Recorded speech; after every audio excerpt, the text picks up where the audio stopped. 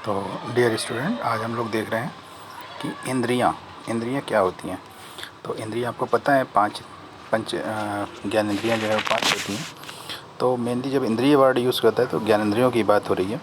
तो इंद्रियों को जो है भौतिक कहा है। किसने भौतिक कहा है? न्याय ने कहा है, आयुर्वेद ने कहा है, वैशेषिक और वेदांत ने कहा है। ठीक है, तो आपको याद करने के लिए बिल्कुल आसान है कि जब हमसे कहा जाएगा कि भौतिक कौन मानता है इंद्रियों को, तो भौतिक मानता है न्याय, आयुर्वेद, वैशेषिक और वेदांत। आयुर्वेद का मतलब चरक।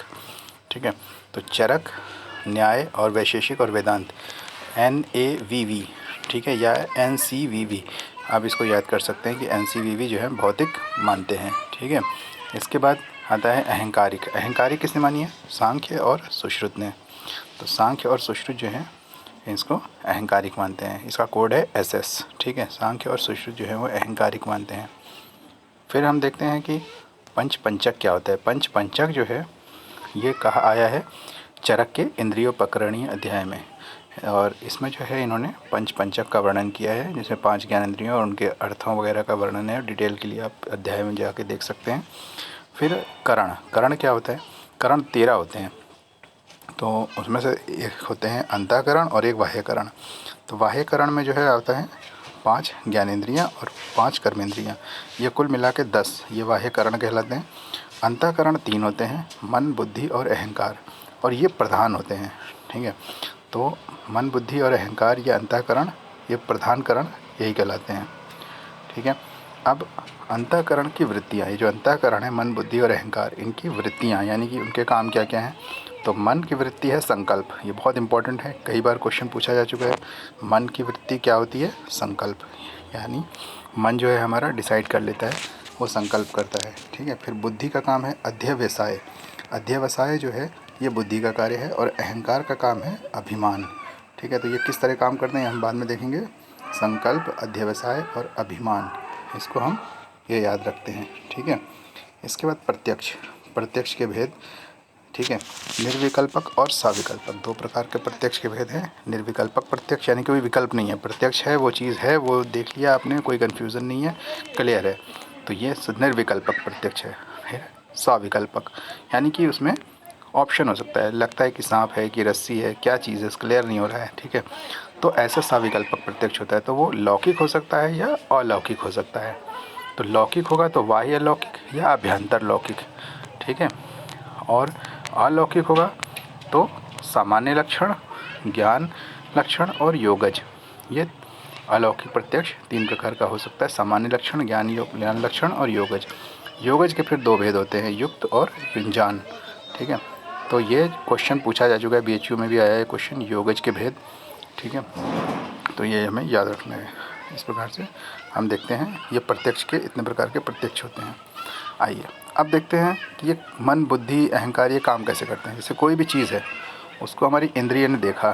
ठीक है, तो जब इंद्रिय देख लेती है तो उसको जो है वो मन जो है वो बुद्धि तक ले जाता है। मन को आप कह सकते हो ये फोकस, हमारे जो मन का फोकस होता है माइंड में, वो हम कह सकते हैं। लेकिन ये मतलब ये पाथवे आप समझो आयुर्वेद के अनुसार कि किसी भी इंद्रिय के पास कोई भी मतलब सेंसेशन आता है तो मन उसको कैरी करके कहाँ ले जाता है? बुद्धि के पास। बुद्धि से वो अहंकार के पास जाता है। ठीक है, और अहंकार के फिर उसको या तो स्मृति में ले जाएगा और या फिर जो है उसको अनुभूति में ले जाएगा। ठीक है, तो बुद्धि, और बुद्धि से अहंकार की ओर, अहंकार से स्मृति। तो लेकिन मेन आप ये समझो कि सबसे जो मेन जो चीज़ है वो है हमारा मन। ठीक है, मन यानी हमारा फोकस।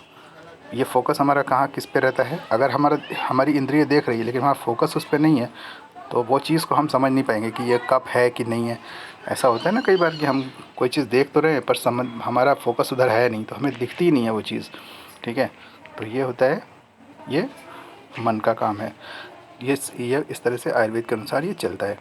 अब जो इंद्रियां एक दूसरे को, मतलब इंद्रिय किसी चीज़ को ग्रहण करती हैं, इसकी मतलब सेंसेशन को देखती हैं, तो इसको जो है बोलते हैं सन्निकर्ष। ठीक है, क्या बोलते हैं? सन्निकर्ष बोलते हैं। ठीक है, तो इस सन्निकर्ष ये कई तरह के हो सकते हैं। संयोग, समवाय, संवेद समवाय, संयुक्त समवाय, संयुक्त संवेद समवाय और विशेष विशेषण भाव। तो ये क्रम मैंने लिखा हुआ है, इसको याद करना बहुत आसान है। संयोग, समवाय, 2 चीज़ें याद कर लीजिए, फिर संवेद समवाय, संयुक्त समवाय और फिर संयुक्त संवेद समवाय। ठीक है, और फिर विशेष विशेषणाभाव। तो ये इस तरह से 6 याद हो जाएंगे। लेकिन इसकी फ़िलॉसफी को समझने के लिए यहाँ पे थोड़ा सा मैंने बनाया है कुछ डायग्राम। जैसे आँख में हमारा देखा तो भाई कुछ है, यहाँ पे कोई ऑब्जेक्ट है, क्लियर नहीं है कि ये क्या चीज़ है, लेकिन कुछ है, तो ये हो गया संयोग। ठीक है, इसको कहेंगे संयोग। या इंद्रियों के साथ किसी चीज़ का संयोग हो गया। ठीक, अब जैसे कोई आवाज़ आ रही है, ठीक है, आवाज़ खुद चल के आ रही है, कान तक आ रही है आवाज़, तो इसको कहेंगे हम समवाय हो रहा है। ठीक है, इस एग्जांपल से आप याद रखिए कि आवाज़ आ रही है, कोई आवाज़ है, हमें अभी क्लियर नहीं है, लेकिन आवाज़ आ रही है, तो ये है समवाय। ठीक है, समवाय सन्निकर्ष। अब मान लीजिए हमें पता चलता है कि ये जो सब शब्द आ रहा था, इसमें शब्दत्व तो है और कोई गाना है। जैसे मैंने लिखा है ओ मेरे दिल के चैन, ठीक है, तो ये गाना चल रहा है। तो हम कह सकते हैं कि ये जो गाना है, ये गाना जो है हमारे कान में आ रहा है और हमें पता चल रहा है कि ये कोई गाना ही है, तो ये कहलाएगा संवेद समवाय। ठीक है, कान तक वो चीज़ पहुंच रही है। फिर देखिए संयुक्त समवाय, हमने देखा उसका, देखो जो सामने ऑब्जेक्ट रखा है वो देखा कि ये क्या ऑब्जेक्ट है, तो हमें देखा कि ये कप है। ठीक है, तो इसको कहेंगे संयुक्त समवाय, यानी किसी चीज़ को हम पहचान गए। ठीक है, और हमारी इंद्रियों ने उसे पहचान लिया, तो ये कहलाएगा, ये सन्निकर्ष कहलाएगा संयुक्त समवाय। अब उसने देखा कि अरे इसका कलर भी है, इसकी प्रॉपर्टीज़ हैं कि ये लाल रंग का कप है, तो ये जो है लाल रंग का कप दिख रहा है, ये कहलाएगा संयुक्त संवेद समवाय। संयुक्त भी है और संवेद भी है और समवाय है। ठीक है, तो ये इस प्रकार का सन्निकर्ष हो जाएगा। ठीक है, अब मान लीजिए कोई चीज़ नहीं है, अभाव है उसका, तो जो अभाव है वो उसका विशेषण कहलाएगा, और जो जहाँ पे वो चीज़ रखी हुई थी, पृथ्वी पे रखी हुई थी जैसे, तो उसे हम विशेष्य कहेंगे। ठीक है, जहाँ पे जो चीज़ रखी हुई थी, यानी यहाँ पे ये चीज़ रखी हुई थी, कप रखा हुआ था और यहाँ पे कप अब नहीं है। ठीक है, तो यहाँ पे कप का अभाव हो गया, अब अभाव है, तो इसको अभाव को कहेंगे हम विशेषण, और जो कप पृथ्वी जहाँ पे रखी थी वो विशेष्य, यानी कि विशेष्य पर विशेषण का अभाव, अर्थात इसको हम बोलते हैं विशेष्य विशेषण भाव। ठीक है, तो इस तरीके से आप समझ लीजिए सन्निकर्ष जो है वो 6 प्रकार के हो गए, और ये किस तरीके से हैं आप इसको बार बार रिवाइंड करके भी सुन सकते हैं। ठीक है, तो आप ये देख सकते हैं। अब आइए वेदनाधिष्ठान। वेदनाधिष्ठान जो है वो 3 माने गए हैं। कौन कौन से हैं? मन, शरीर, इंद्रिय। ठीक है, मन, शरीर और इंद्रिय में वेदना का अधिष्ठान है। केश, लोम, नखाग्र, मल, द्रव, शब्द आदि गुणों को छोड़कर जो मन, शरीर और हमारी इंद्रियां, ये तीनों जो हैं वेदना के अधिष्ठान है। मन में डायरेक्ट वेदना हो सकती है, इंद्रियों में डायरेक्ट वेदना हो सकती है और शरीर में डायरेक्ट वेदना हो सकती है। अब बंधन के कारण जो है वो 8 माने गए हैं चरक के अनुसार। बंधन यानी कि जब इंद्रियां काम नहीं करती। ठीक है, तो इंद्रियां काम कैसे नहीं, मतलब उनको पता नहीं चल पा रहा है कि क्या चीज़ है। अगर हम मान लो समझ देख रहे हैं, तो अगर बहुत समीप है कोई चीज़, बहुत ही पास, हमारे आँखों के एकदम पास में ही है, तो हमें वो नहीं दिखेगी। ठीक है, बहुत अधिक दूर है तो भी नहीं दिखेगी। ठीक है, आवरण से ढका हुआ है यानी कि कवर्ड है, जैसे विजिबिलिटी मान लो जाड़ों के दिनों में फॉग हो जाता है, तो आवरण से ढक गया तो नहीं दिख रहा है, तो उसके कारण नहीं दिख सकती है। अब आँखों में ही कमज़ोरी है या इंद्रिय दौर्बल्य है तो भी हमें वो चीज़ नहीं दिखेगी। ठीक है, अब इंद्रियों से जो है बुद्धि तक ले जाता है मन, और मन अगर चंचल है ना, यानी हमारा फोकस बन नहीं रहा है किसी भी चीज़ पे, फोकस इधर उधर डिस्टर्ब हो रहा है, तो हम उस चीज़ को देख ही नहीं पाएंगे। ठीक है, हम सामने होते हुए भी हमें दिखाई नहीं देगी वो चीज़। ठीक है, तो इसीलिए कहते हैं कि फोकस बनना बहुत ज़रूरी है। अच्छा, फिर समानाभिहार। समानाभिहार का मतलब ये होता है कि बहुत सारी चीज़ें हैं, जैसे छोटे छोटे बहुत सारी चीज़ें एक ही जैसी सामने रखी हुई हैं। ठीक है, और उसमें कोई भी चीज़, जैसे हम देखते हैं ना बचपन में कि अंतर ढूंढो करके, तो किसी एक में जो है कोई अलग सी डिफ़ॉर्मिटी है, थोड़ा सा अलग सा है वो। ठीक है, तो वो उसमें खो जाएगा, मिलेगा ही नहीं। ठीक है, तो जैसे मान लो कि बहुत सारी चीज़ें, जैसे दाल के दाने हैं, उसमें जो है पत्थर पड़ा हुआ है, तो एक ही उसी जैसा लगेगा, तो हमें दिखाई नहीं देगा क्योंकि वो समान अभिहार है। ठीक है, फिर इसी तरह अभिभव का मतलब होता है कि जैसे कोई बहुत बड़ी चीज़, विशिष्ट चीज़ है, जैसे सूरज बहुत बड़ा है, चाँद पृथ्वी बहुत बड़ी है, तो हम पृथ्वी पे ही हैं, अब पृथ्वी को कैसे देख सकते हैं? नहीं देख सकते ना, पृथ्वी दिखाई ही नहीं देगी क्योंकि बहुत बड़ी है पृथ्वी, कि देखने भी चलेंगे तो कहाँ तक आप चक्कर लगाएंगे पृथ्वी का। ठीक है, तो ये दिखाई नहीं देगी।